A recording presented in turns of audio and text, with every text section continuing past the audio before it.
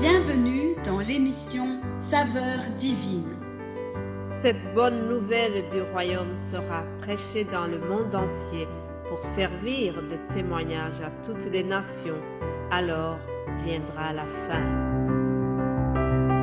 Ce pain céleste vous est présenté par Immaculée Niraneza.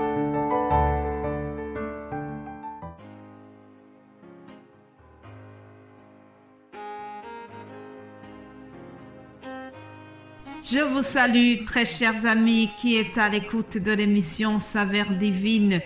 Que le nom de l'Éternel soit loué. Je le remercie aujourd'hui pour encore une fois la vie qu'il me donne et la vie qu'il vous donne à vous tous qui m'écoutent à ce moment. J'espère que votre vie spirituelle ainsi que votre vie au niveau physique se porte bien. Ensemble, continuons de méditer la parole. Vous savez que nous sommes sur l'exhortation que l'apôtre Paul fait à Timothée en lui disant « Combat le bon combat de la foi ». En effet, chers amis, je vous ai dit déjà que la vie chrétienne est un combat et dans ce combat, nous devons utiliser plusieurs armes. Il y a notamment la parole de Dieu. Paul dira à Timothée, dans les derniers temps, quelques-uns abandonneront la foi pour s'attacher à des esprits séducteurs, à des doctrines de démons. Il lui fait une remarque en disant, fais attention, parce que dans les derniers jours, certains vont abandonner la foi, ils vont donc s'attacher aux esprits séducteurs. En quelque sorte, il lui demande de ne pas tomber dans ce piège-là. Dans 1 Timothée 4, au verset 7, il y a une autre exhortation que Paul lui fait. En Timothée 4, 7, il lui dit « Repousse les contes profanes de vieilles femmes. Exerce-toi à la piété, car l'exercice corporel est utile à peu de choses. » Tandis que la piété est utile à tout.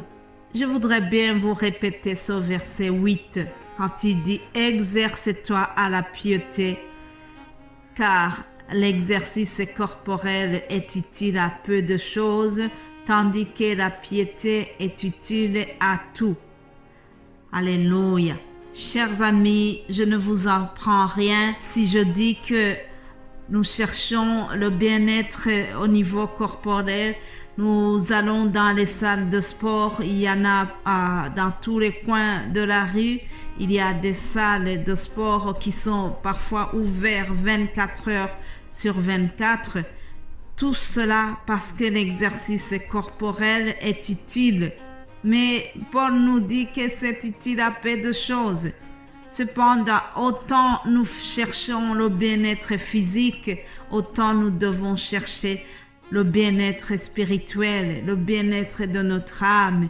Et c'est en lisant la parole de Dieu que nous allons entretenir notre intérieur. Et plus loin, dans le verset 13, 1 Timothée 4, 13, Paul dira à Timothée, « Jusqu'à ce que je vienne, applique-toi à la lecture et à l'exhortation et à l'enseignement. » Applique-toi à la lecture. Moi-même qui vous parle, je voudrais aussi faire la même exhortation, chers amis. Appliquons-nous à la lecture de la parole de Dieu.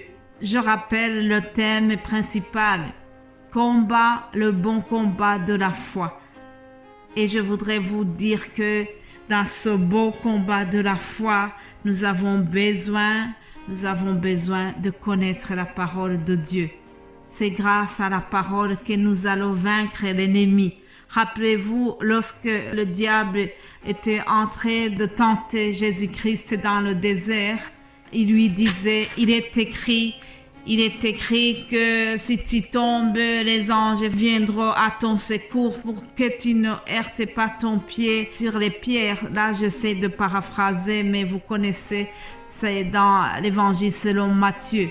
Alors Jésus-Christ chaque fois lui répondait en disant « Il est écrit aussi ». Le diable l'attaque en utilisant la parole de Dieu et Jésus-Christ se défend aussi en utilisant la parole. Mais bien-aimés de Dieu, nous devons maîtriser la parole de Dieu. C'est elle qui va nourrir notre intérieur. Lorsque l'intérieur n'est pas nourri par la parole de Dieu, il s'affaiblit. Or, la Bible dit que la foi vient de ce qu'on entend et ce qu'on entend, c'est la parole de Dieu. Ainsi, c'est la parole de Dieu qui fait naître et qui entretient la foi que nous avons. Alléluia. Vous savez, tout chrétien averti doit savoir qu'il est facile de faiblir dans la foi. Il est facile de rétrograder si on n'est pas bien nourri par la parole de Dieu tous les jours. Il ne faut pas nous contenter d'écouter la parole de Dieu le dimanche seulement. Non, nous devons nous familiariser à la lecture de la parole tous les jours, chers amis. Autant nous prenons le repas 3 fois par jour, autant nous devions au moins ouvrir notre Bible aussi chaque jour. Pour ne pas rétrograder, nous devons nous nourrir de la parole de Dieu. C'est quoi un rétrograde? Je voudrais qu'on parle de ça.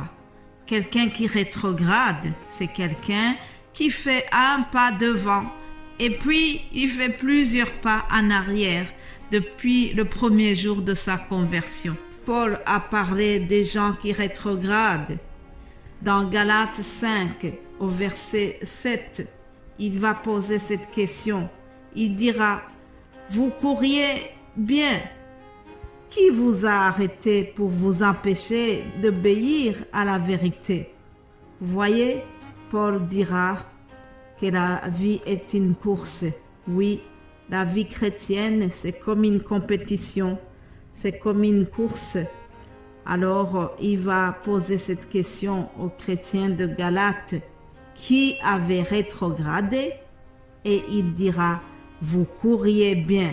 Qui vous a arrêté pour vous empêcher d'obéir à la vérité? » Autrement dit, qui vous a détourné de la vérité de la parole de Dieu? Qui vous a séduit? Qui vous a menti? Il y avait des faux docteurs, des faux enseignants qui venaient pour détourner les chrétiens.